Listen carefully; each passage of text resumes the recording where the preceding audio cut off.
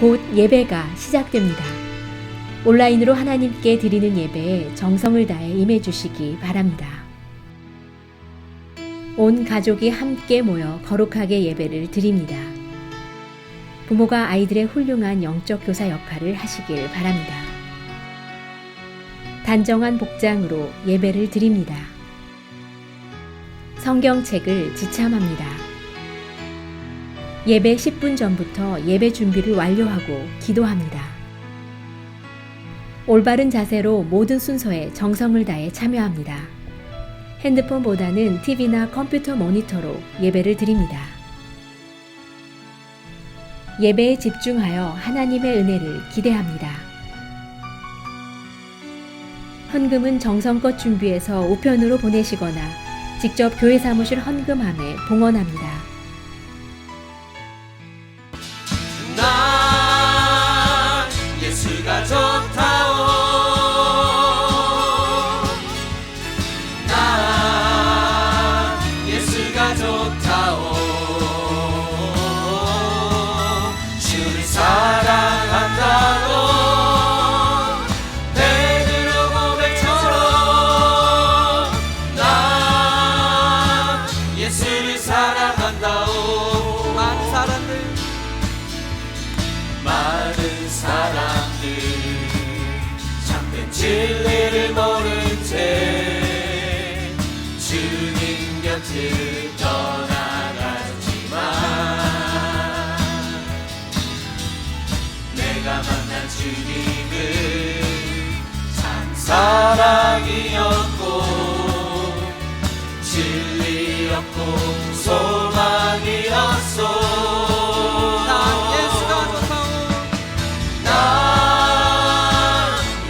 좋다오. 나 예수가 좋다오. 주를 사랑한다도 베드로 고백처럼 난 예수를 사랑한다오. 이절만 함께 찬양합시다. 무거운 짐진 자 다 내게로 오라. 내가 너를 쉬게 하리라. 이 길만이 생명의 길 참 복된 길이라 항상 내게 들려주셨소.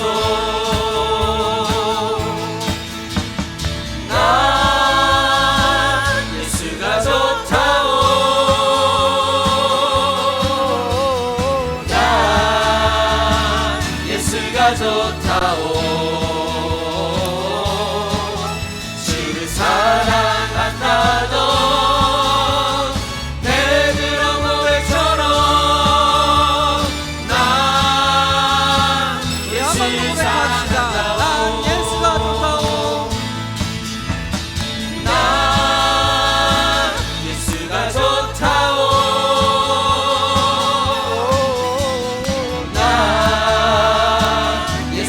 좋다오. 주를 사랑한다도 베드로 고백처럼 난 예수를 사랑한다오.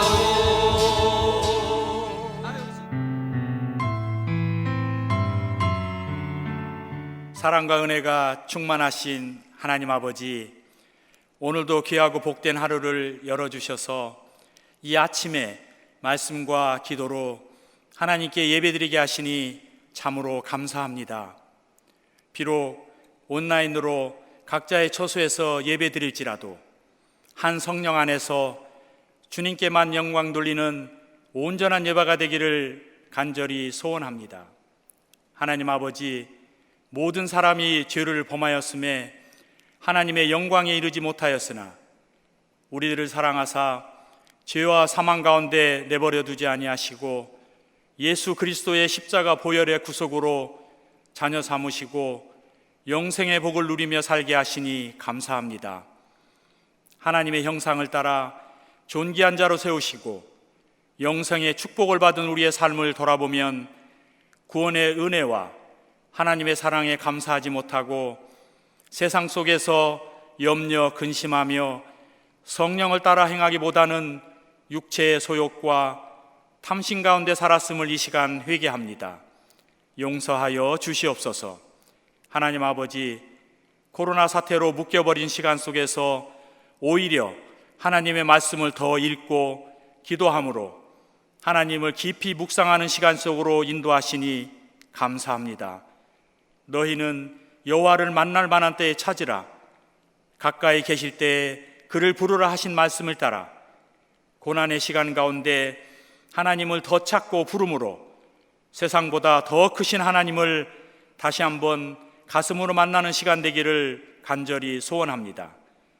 우리가 발견한 거룩하신 하나님 앞에 나는 죄인입니다, 나를 떠나소서 고백한 베드로와 같이 주님의 강한 빛 앞에 나의 어둠을 발견하며 주님의 크신 능력 앞에 나의 연약함을 깨달아 굳건한 반석 되신 하나님만을 붙들고 흔들리지 않는 믿음으로 승리하기를 간절히 기도드립니다. 만물을 다스리시고 주관하시는 하나님께서 속히 코로나 바이러스를 종식시켜 주시고 백신과 치료제가 개발되도록 인도하여 주시옵소서.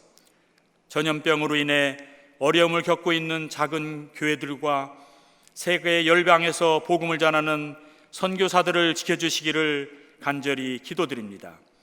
하나님 아버지, 주님의 자녀들 가운데 암으로 힘들게 투병하는 성도들과 경제적으로 힘든 가정들을 돌보시고 속히 치유와 회복의 은총을 내려 주시옵소서.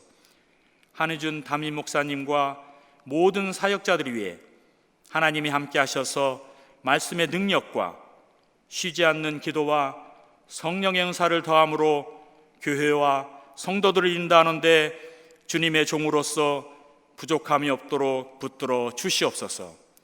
이제 한의준 담임 목사님이 말씀을 대언하실 때 성령님께서 인도하시고 능력을 칠변하다 하기를 간절히 기도드립니다.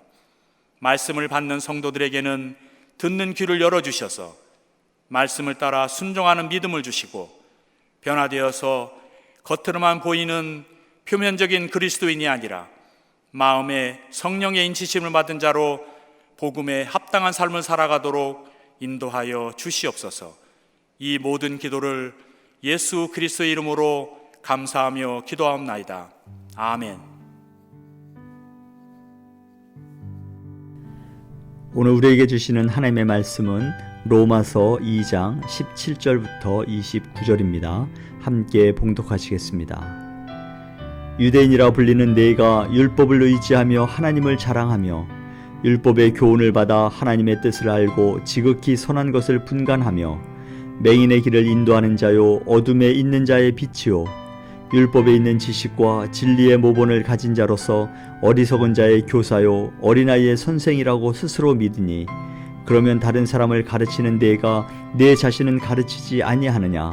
도둑질하지 말라 선포하는 내가 도둑질하느냐? 간음하지 말라 말하는 내가 간음하느냐? 우상을 가증히 여기는 내가 신전 물건을 도둑질하느냐? 율법을 자랑하는 내가 율법을 범함으로 하나님을 욕되게 하느냐? 기록된 바와 같이 하나님의 이름을 너희 때문에 이방인 중에서 모독을 받는도다. 내가 율법을 행하면 할례가 유익하나 만일 율법을 범하면 내 할례는 무할례가 되느니라.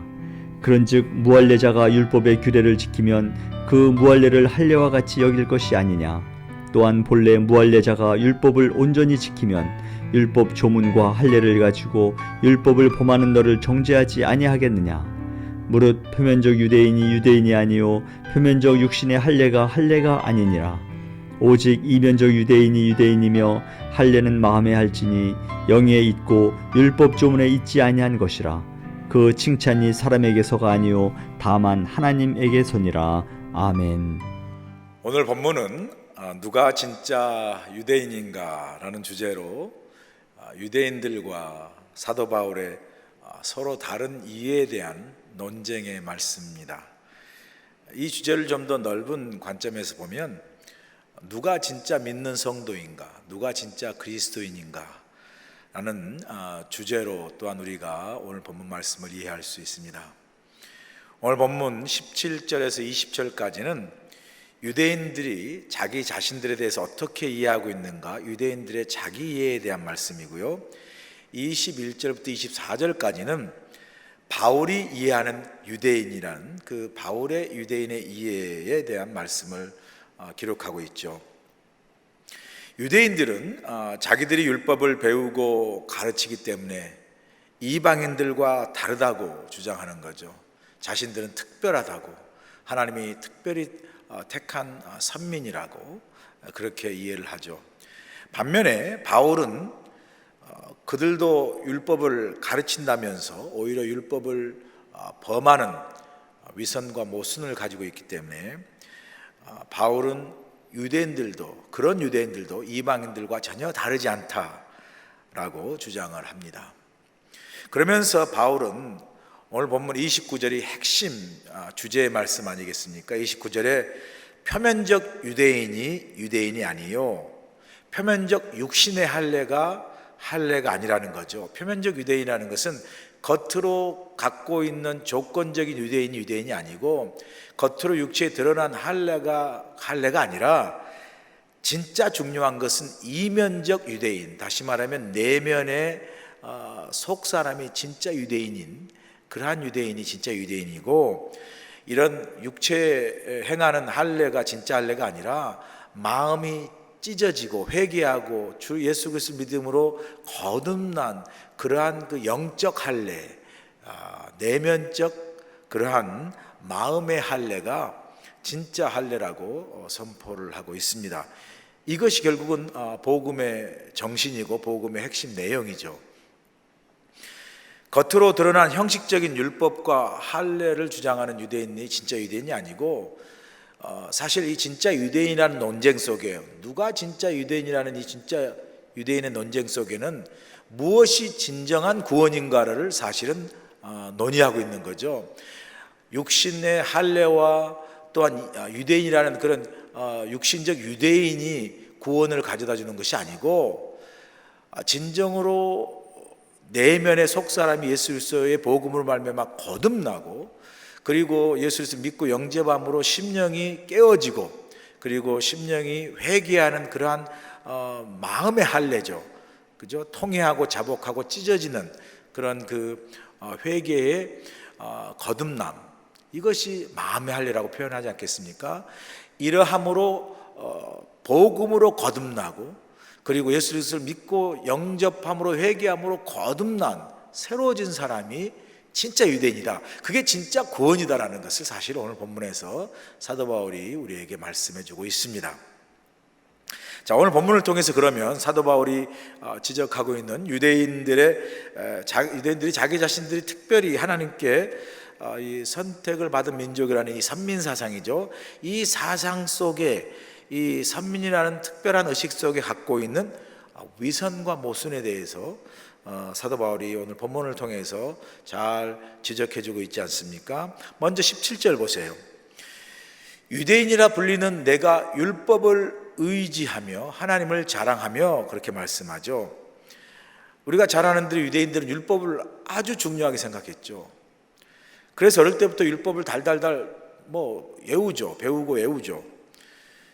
그래서 그 율법을 지키는 걸 얼마나 중요하게 생각했습니까? 그래서 항상 어떻게 하면 율법을 더 지킬까 고민하면서 그 율법을 잘 지키기 위한 어떤 그 큰 조문에 세부 조문을 붙이고 세칙 부칙을 붙이고 해서 율법이 얼마나 많이 부연된 세칙들이 많아진지 모르죠.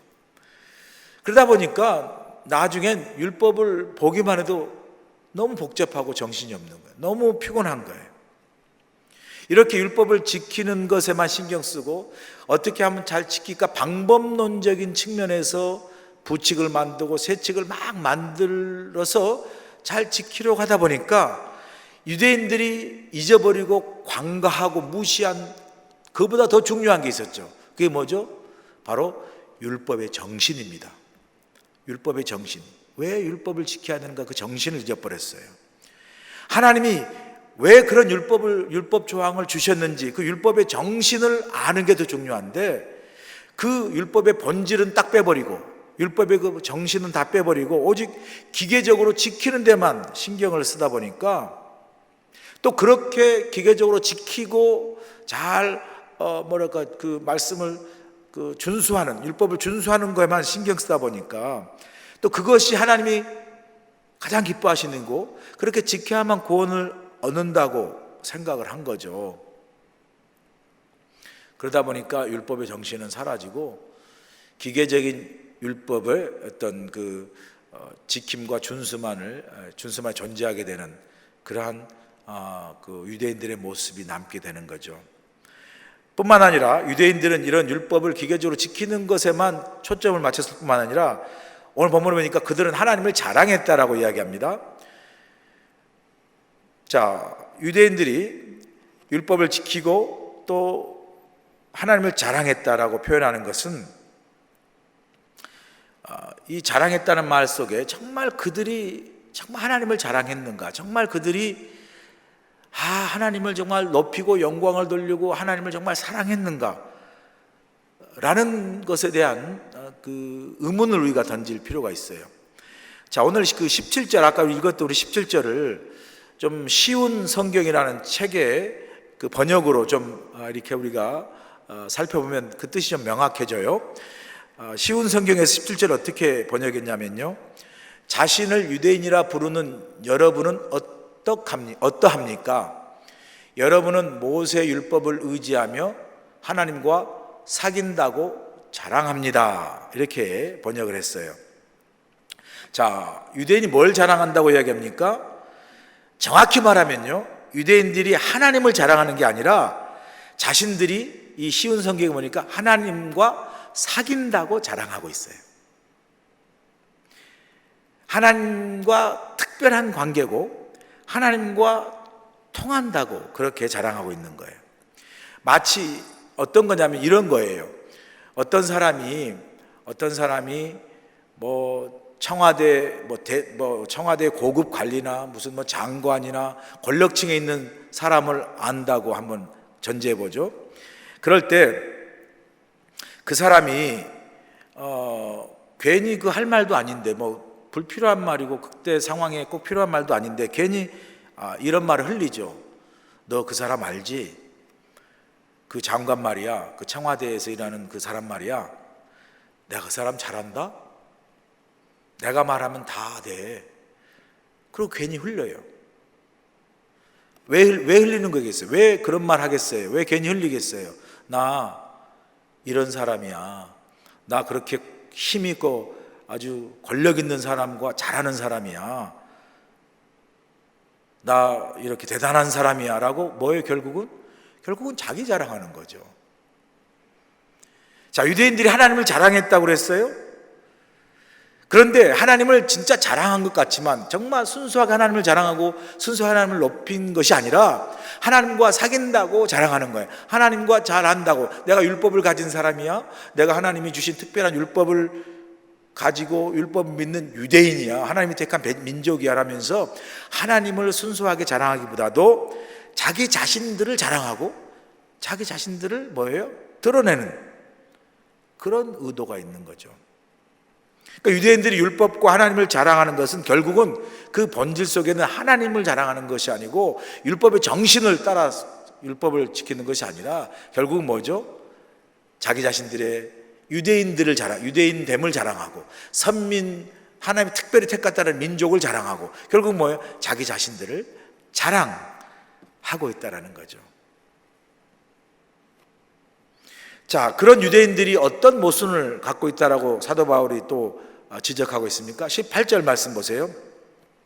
율법의 교훈을 받아 하나님의 뜻을 알고 지극히 선한 것을 분간하며 라고 이야기하죠. 자, 무슨 말이냐면 이렇게 율법을 유대인들이 하나님으로부터 받았어요. 맞아요. 모세를 통해 십계명을 받고 율법을 받았어요. 그러니 어렸을 때부터 율법을 달달 외우고 배웠어요. 그러니까 하나님의 명령과 하나님의 어떤 뜻이 무엇인지 잘 알죠.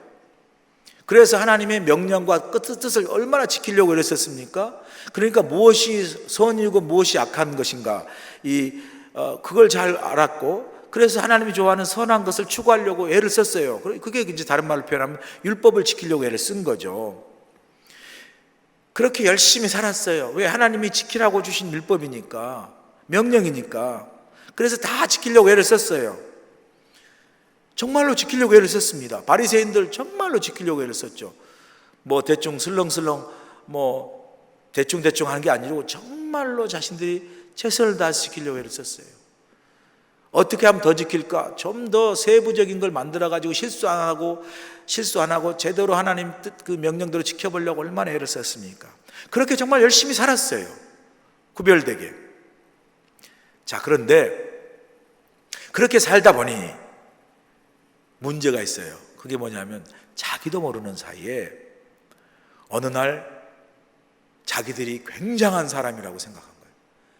어느 날 자기들이 이야, 우리가 이런 율법을 지키고 이렇게 의롭고 이렇게 거룩하게 사는 대단한 민족이다, 대단한 사람이다, 하나님이 특별히 택한 민족이다, 특별한 사람이다, 고로 나는 유대인이다라는 게 갑자기 어느 날 갑자기 이게 엄청난 자기 자랑거리가 된 거예요.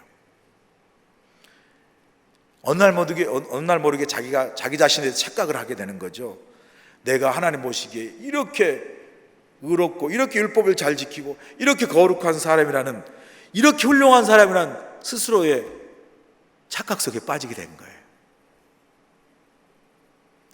좀 쉽게 이해하면 그런 자신의 대단함을 보고, 야, 내가 이렇게 율법을 이렇게 잘 지킨단 말이야, 내가 이렇게 하나님의 택함을 받은 거룩하고 의로운 사람이란 말이야 라면서 자기 스스로에게 어느 날 그렇게 열심히 지키려고 살다 보니까 자기 스스로에게 자기가 대단한 사람인 것처럼 스스로 착각하게 되면서 자기 자신에게 스스로 감격해요. 예를 한번 들어볼까요? 여러분 11조 다 하시죠? 이제 아마 여러분 기억나실 겁니다. 11조를 처음 하실 때 대단한 거죠. 정말 신앙생활 하면서 정말 우리가 살면서 물질이 얼마나 중요합니까? 그래서 교회 나와서 교회 다닐 때 헌금하는 게 참 부담일 수 있는데, 그걸 넘어서 나의 소득의 10분의 1인 11조를 했을 때 그 얼마나 대단한 발전입니까? 신앙의 믿음이 얼마나 큰 성장입니까? 그럴 때요, 내가 그렇게 11조를 처음 하게 될 때 가장 먼저 놀라는 사람이 누구겠어요? 하나님이시겠어요? 야, 하나님이, 야, 김 집사가 이제 드디어 11조 하구나, 대단하구나 라고 하나님이 놀라시겠죠, 물론. 그러나 하나님보다 더 먼저 놀라는 사람이 누구예요? 내 자기 자신, 내가 더 먼저 놀래요. 와, 세상에 내가 11조를 다 하네? 내가 제일 먼저 놀라는 거. 그렇지 않아요, 여러분? 야, 내가 11조를 다 하다니 천지가 개벽할 일이다 막 이러면서 내가 놀라는 거죠. 하나님 놀라기 전에 내가 먼저 놀래요.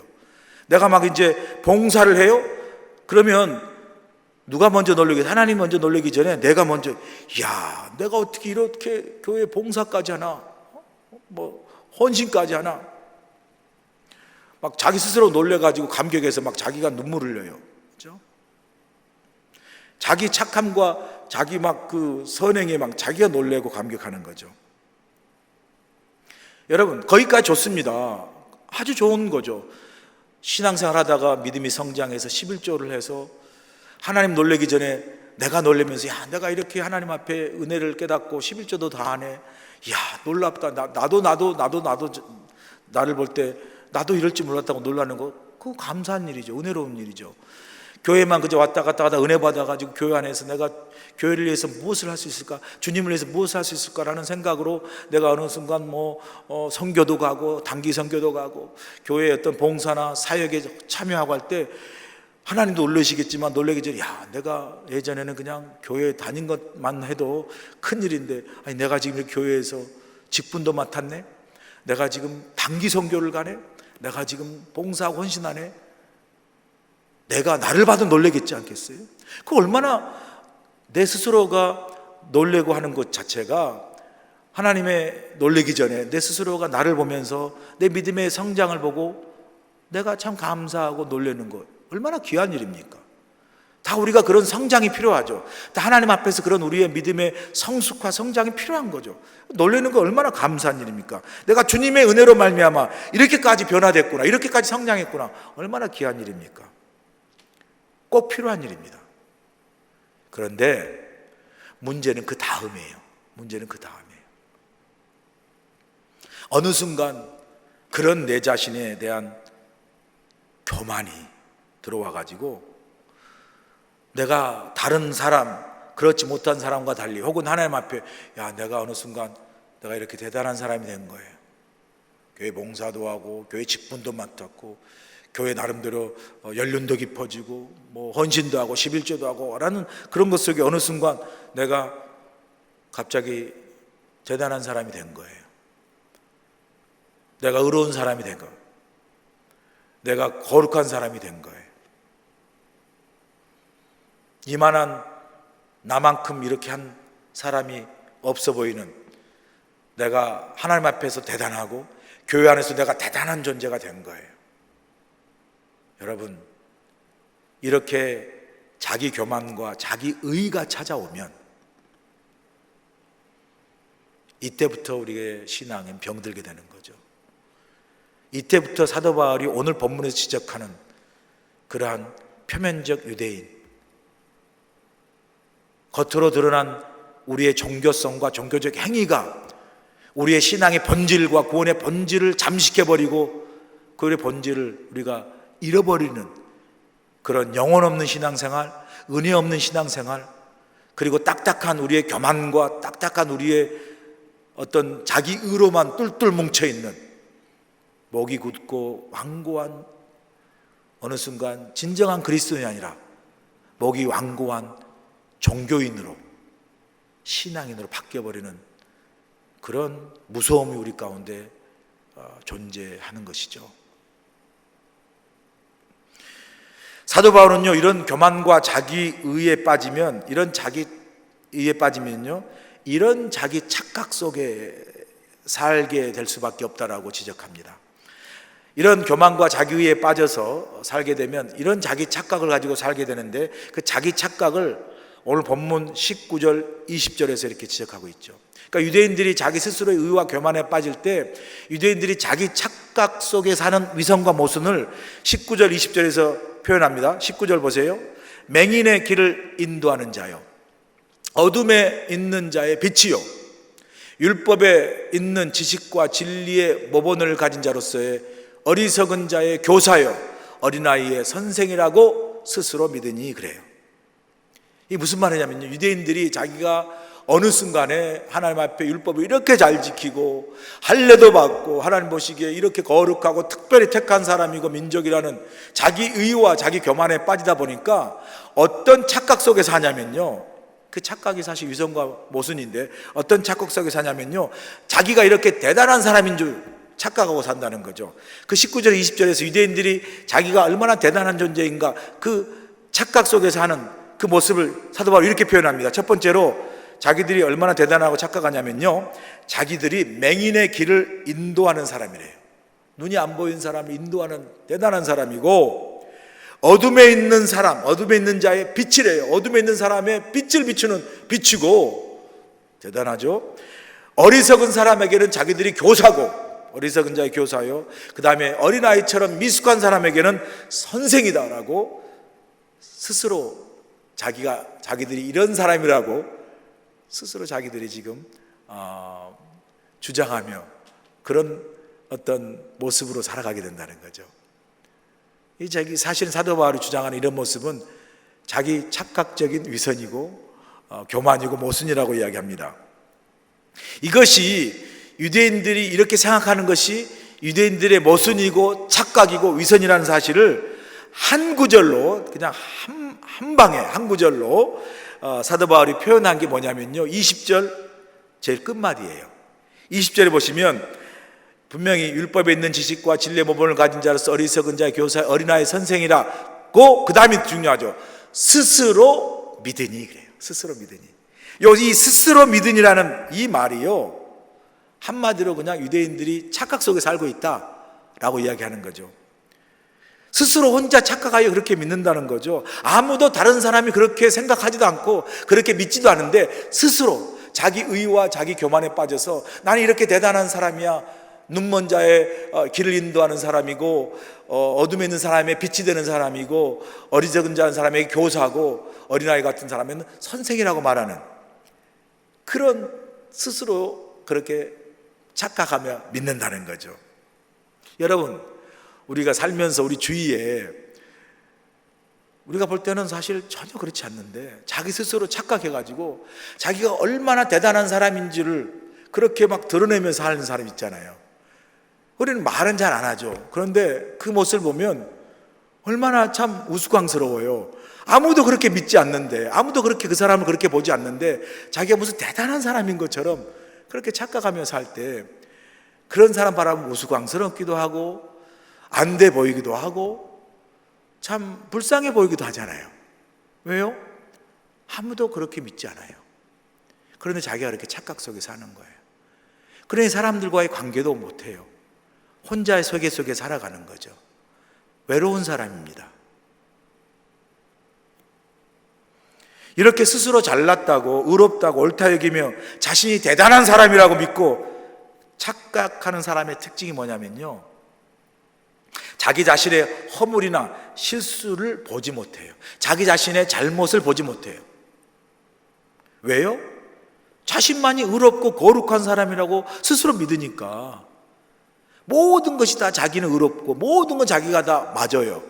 그래서 모든 것이 자기가 기준이에요. 이런 사람에게 뭐겠어요? 자신은 무조건 옳지만 다른 사람 뭐예요? 다 정죄하고 판단하고 비판합니다.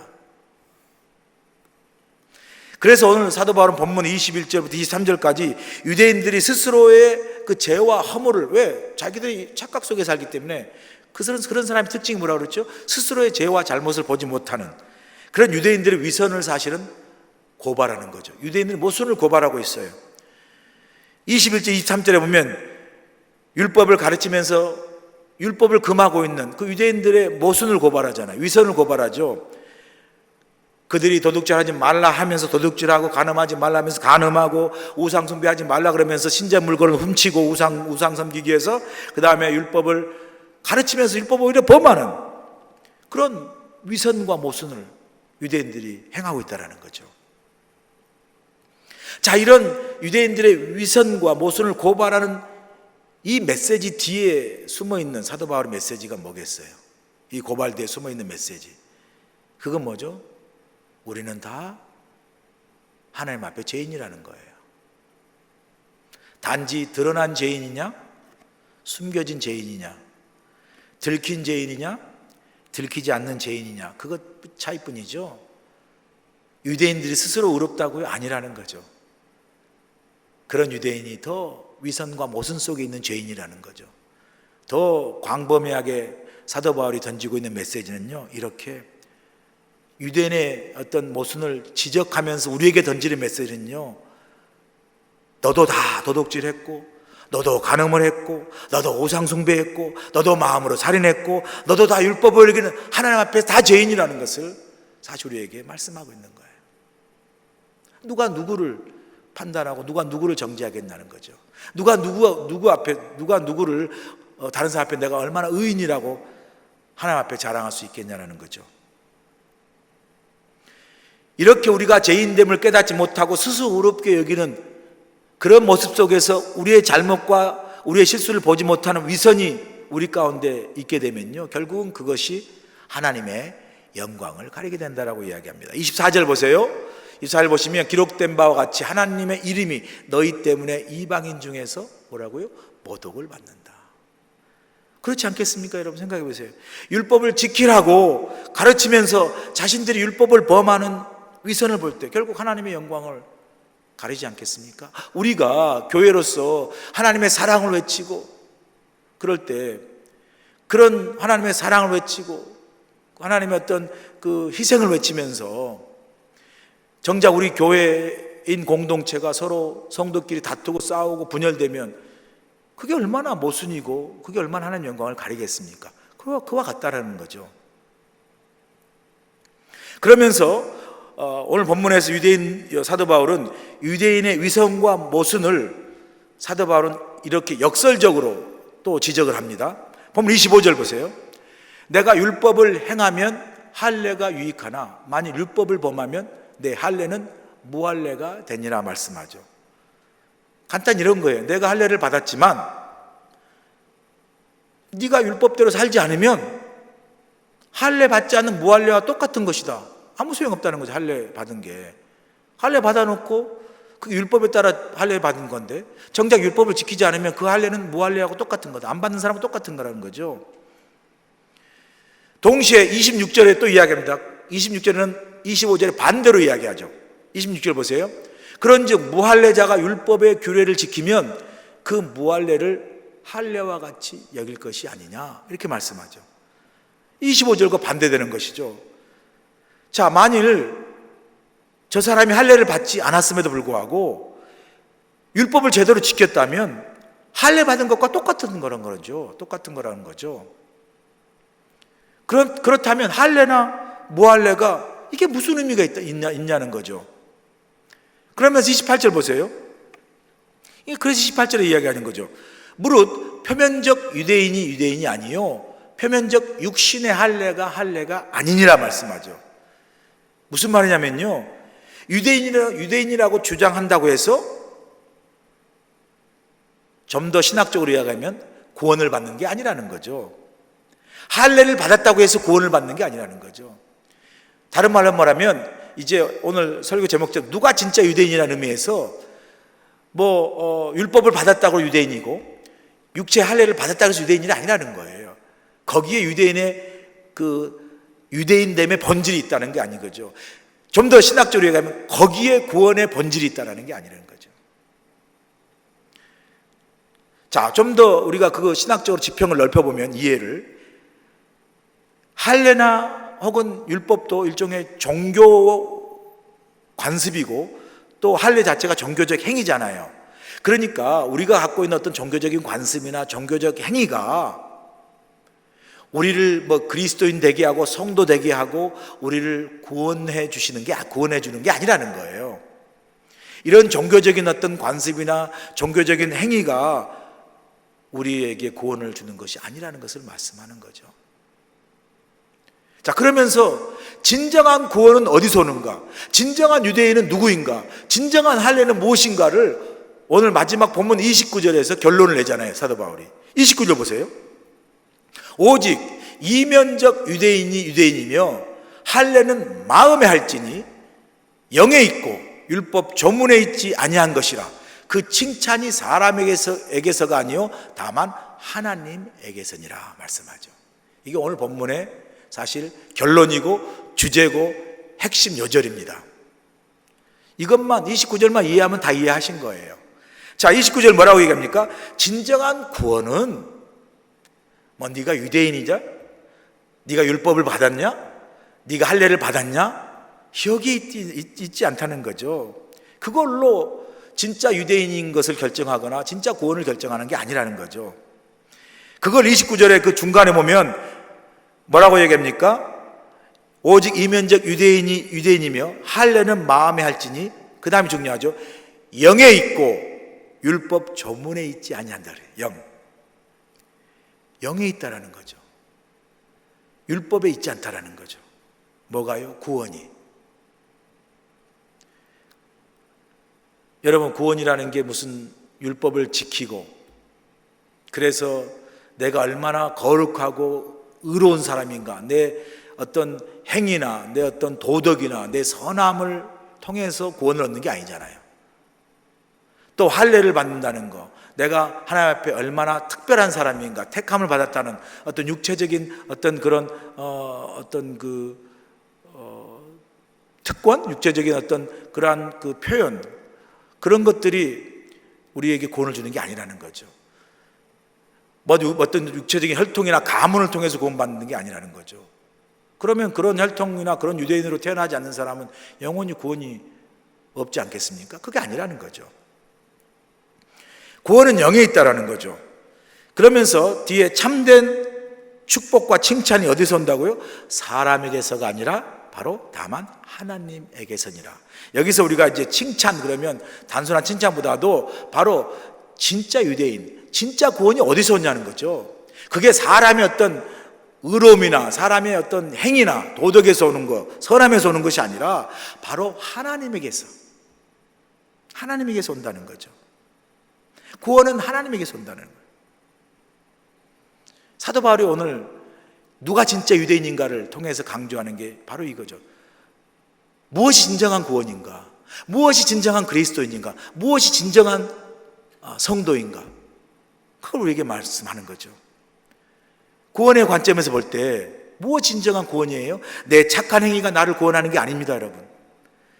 마치 율법이나 할례와 같은 내 종교성이나 내 종교적 행위가 나를 구원하는 게 아니에요. 나의 의로움이나 착함이 구원하는 게 아니라는 거죠. 구원은 뭐죠? 영에 있고, 그리고 표면적 겉사람으로 갖고 있는 혈통으로 유대인, 뭐 율법으로 유대인, 할례로 유대인, 이런 그 표면적인 겉사람 유대인이 아니라 이면적 유대인, 그게 뭐죠? 바로 속사람, 예수 그리스도의 복음으로 말미암아 이 속사람이 거듭난 사람. 그리고 마음의 할례는 뭐겠어요? 그 예수 그리스도 복음을 통해서 예수를 믿고 영접함으로 내가 죄인이라는 것을 깨닫고 그 십자가의 그 복음과 은혜와 사랑을 말미암아 나를 위해 대신 죽으신 그 주님의 그 십자가의 은혜, 그 사랑, 그 십자가의 복음으로 내 스스로가 깨지는 거죠. 내가 얼마나 앞에 죄인인지, 그런 나를 내 십자가에 주님이 죽으신 것을 깨닫고 회개하고, 내 가슴을 찢는 듯 회개하고, 내가 거듭나고 변화되어서 새로워진 나, 이게 마음의 할례죠. 심령이 거듭난 마음의 할례를 받은 나.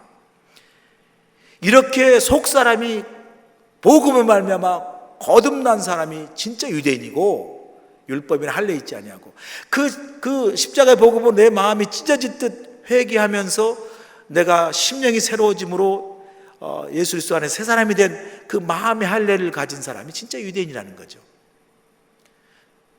그런 거로 더 나아가 구원이 뭐라는 구원이 바로 이런 유대인이 주장하는 할례로 말미암아, 그리고 율법을 말미암은 것이 아니라 예수 그리스도의 복음으로 말미암아, 예수 그리스도 믿는 믿음으로 말미암아, 그 은혜로 말미암아 구원을 받는 것임을 분명하게 오늘 본문에서 선포를 하고 있습니다. 이게 진정한 유대인이고, 이게 진정한 할례고, 이게 진정한 구원이라고 오늘 말씀하는 거죠. 사랑하는 성도 여러분, 오늘 새벽도 하루 시작할 텐데 우리의 종교적인 겉사람, 그러한 모습으로의 어떤 종교적 행위나 우리의 겉사람의 모습 속에서 가지고 있는 그러한 것들이 아닌, 뭐 교회 왔다 갔다 하고 직분을 가지거나 뭐 교회 연륜이 얼마나, 이것이 아닌 진짜 예수 그리스도의 복음으로 우리의 속사람이 새로워진, 거듭난, 그래서 하나님의 그 십자가의 복음을 알며 하나님의 자녀가 된 이 택함 받은 우리가 진짜 유대인이라는 거죠. 그 은혜의 복음 안에서, 십자가의 복음 안에서 구원받은 우리가 진짜 유대인이고, 또 성령으로 우리의 마음이 새로워져서 이제 예수 믿는 그리스도인으로서 오늘 하루도 주님과 동행하며 늘 주님 앞에 그 은혜를 사모하고 주님 앞에 정말 그 은혜 가운데 믿음으로 살아가는 우리가 진짜 할례 받은 그리스도인이라는 거죠. 마음의 할례를 받은 진짜 그리스도인, 진정한 성도로서 진정한 구원을 가진 저와 여러분이 오늘도 이런 율법과 할례가 아닌 예수 그리스도의 복음과 그 은혜 안에서 우리도 주님과 동행하며 믿음 안에서 오늘도 행복한 하루로 주님과 더불어 승리하는 삶을 살아가시길 주여로 간절히 축원합니다.